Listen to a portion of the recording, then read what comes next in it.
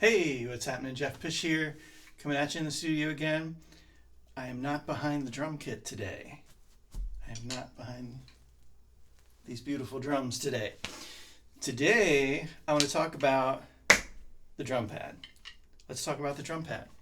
Um, so, I think either drummers love the drum pad or drummers just despise the drum pad.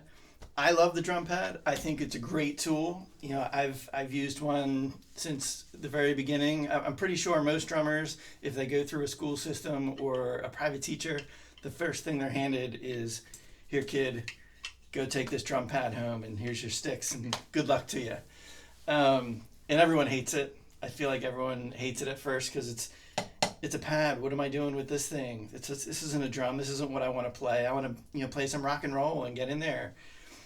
The trouble is, you can't play all the fun stuff without putting the time in on the pad to get your hands to a place where you can play all that fun stuff around the kit. So I just want to take a little, lesson. I wouldn't even call it a lesson. It's just my thoughts on drum pads and how to utilize them in a positive way. I try to hit the pad at least, actually, I should say, I try to hit the pad almost every day.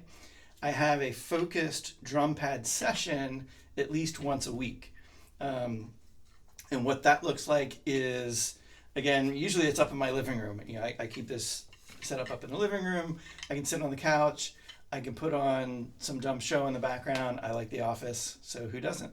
So I'll throw that on, run through some episodes, and just for hand building, strength building in my hands, just to keep things, strong. Like especially as you get older, as I'm getting older, if I don't play every day, I can notice a difference in my hands and what it feels like. It's just, that's how life goes. It's just what's happening.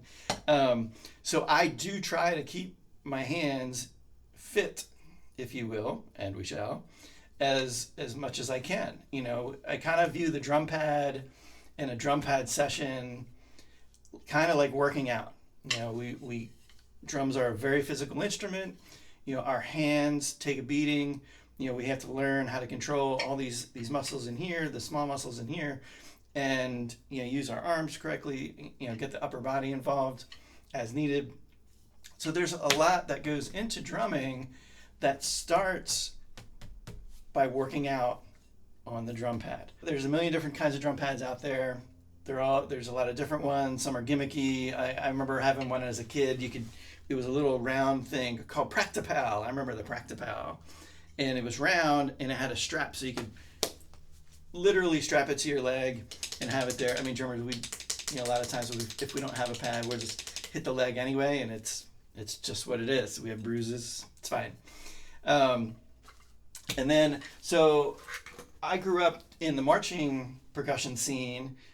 So this was actually my first pad, my first real, quote unquote, real pad, the real feel, of course, the old school real feel. And it's pretty beat up. It's destroyed. It has no rebound left in it. It's been through, like 10 years of drum and bugle corps, marching bands, high school, college, all that stuff, hitting the wood side because, you got to play loud sometimes when you're doing some group drum pad sessions.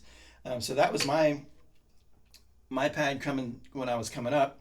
And now I have it. It's another real feel, the newer design, and it works great. I love it. It's very reboundy, so it's suited for technique, working finger technique and stick control. I'm a big proponent of, of course, the stick control book. I keep a copy of the stick control book on my table in the living room, and it's always there. I try to pull it out. That's probably like a once a month thing. I'll pull out the stick control book and go through a bunch of lines and just try different things and keep my stick control elevated as much as I can. Now, if you don't have a pad, there's options, of course. One option, I actually use this in a particular way, is the pillow. You find a beat up a pillow or a pillow you don't really care about, and you can use that. I use the pillow for pillows are really good for strength sessions and for getting yourself to achieve a high quality of sound. Because there's no rebound here, you have to work for every single stroke that's going into that pillow. So it really gives you a nice workout. So you can just sit there, again, put on a TV show, find an exercise that you like. Even just playing double strokes like this for 20, 30 minutes is a really good workout. And it'll get you there. So that's the pillow. So there's a couple of wild options for things to use and a couple of different side steps of how you can utilize those. The biggest thing you want to think about, so like I said, I try to do a focused drum pad session once a week. I usually pick Mondays. It's usually, you're starting the work week. I have a day job, so I work the day job. I'm still tired from the weekend things. Monday night, I don't necessarily want to come down here in the studio, but I still want to get work in. So I'll plan like a 1 hour drum pad session. So you always want to approach your drum pad sessions with intention. You want to have an idea in mind. It's like, I'm going to work on this tonight, whether it's stick control or hand speed or,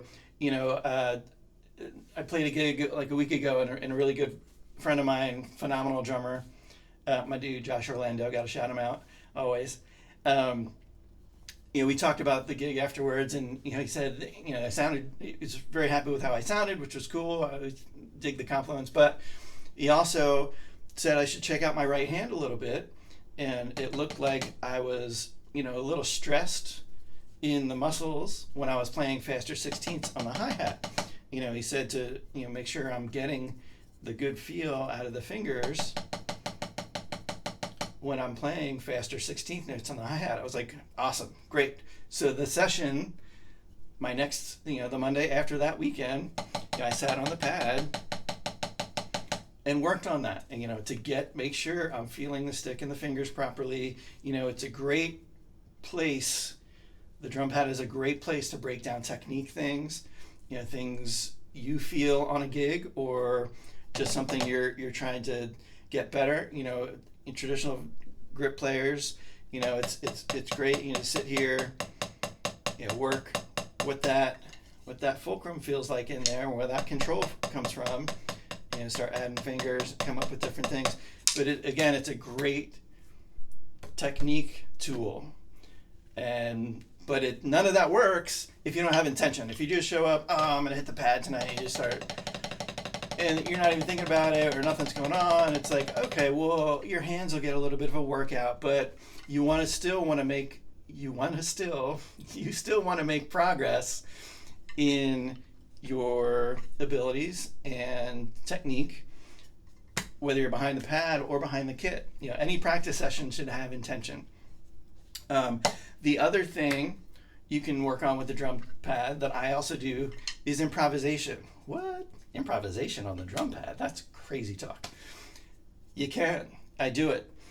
You put the click on, set the metronome, and you can give yourself some constraints. Say, okay, well, I'm just going to play 16th note triplets.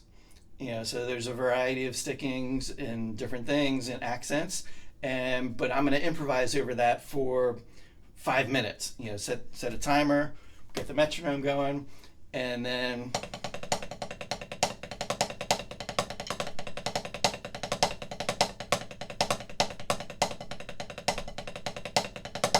you just go for 5 minutes improvising stick control, basically. So then you can take that. That's a big tool for application to the kit then, because then when you start moving around, you can get into that flow because your hands have learned on a single sound source, our drum pad, our practice area, how to negotiate among different stickings in different note rates. So you can set yourself, different plans like that. And I think it's great. It helps me. I hope it helps you. I think that drum pads are great. If you don't have a drum pad, go get one. I always have this in my bag when I go to a gig. Again, we're athletes back here behind the instrument. We have to warm up before you play. You know, even if it's a simple gig, a one set for like 40 minutes, you have to warm up. You have to get those muscles loose so that you can play to your potential right from the first tune. If you feel tight and you just go into a gig and you start hitting, it's like, oh, it takes me like 2-3 tunes to get into it. You don't have that luxury. Like, you shouldn't put that on yourself. You should go in, get to the gig early enough that can get some time on the pad. And I usually try to get 30 minutes on the pad before the downbeat of the gig, just to get loose, get a feel of the room, sit in the room and get a vibe. And it helps. That way I'm ready to go right from the first tune, and I'm not stretching out in the tune and trying to figure it all out and get my hands going. It's just, I'm ready because I set myself up to be ready. And there it is. That's drum pad. My take on talking about the drum pad. If you like this information, if it's helpful to you, please do like the channel. I should say subscribe to the channel and like the video. Give it the big old thumbs up. That would be super helpful. And we'll catch you on the next one.